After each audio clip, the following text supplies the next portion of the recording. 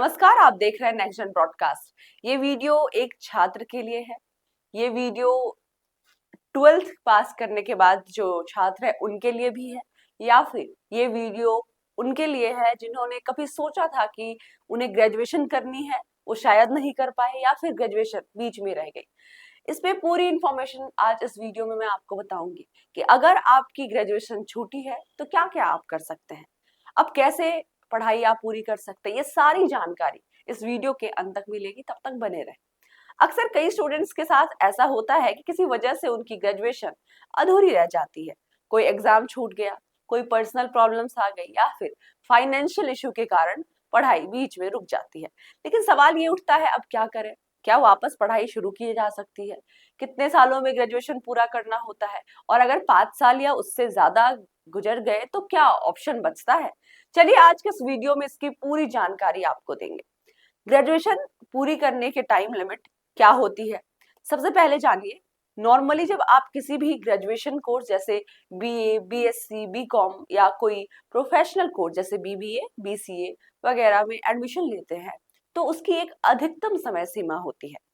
जैसे 3 साल का ग्रेजुएशन कोर्स होता है, लेकिन यूनिवर्सिटीज स्टूडेंट्स को 5 से 6 साल तक का समय देती है अपनी डिग्री पूरी करने के लिए।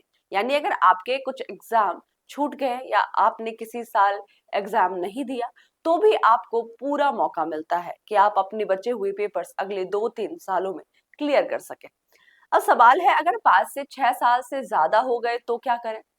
सुनिए, अगर किसी वजह से आपकी ग्रेजुएशन की पढ़ाई छोड़े हुए 5 साल या उससे ज्यादा का समय बीत गया है तो सिचुएशन थोड़ी अलग हो जाती है। अधिकांश यूनिवर्सिटीज के नियमों के अनुसार अगर मैक्सिमम ड्यूरेशन क्रॉस हो गया है तो आपका एनरोलमेंट एक्सपायर मान लिया जाता है। ऐसे में आपको फिर से नया एडमिशन लेकर ग्रेजुएशन करनी पड़ सकती है। मतलब नया एडमिशन फॉर्म भरना, नया रजिस्ट्रेशन कराना और नए सिलेबस के अनुसार एग्जाम देना पड़ता है। अब कई लोगों के मन में सवाल आया होगा कि क्या वहीं से कंटिन्यू कर सकते हैं।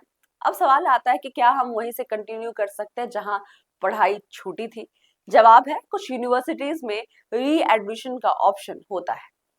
इसमें आपको एक एप्लीकेशन देनी होती है, अपना पुराना एनरोलमेंट नंबर मेंशन करना होता है और कुछ लेट फीस के साथ आपको फिर से कंटिन्यू करने का मौका मिल सकता है।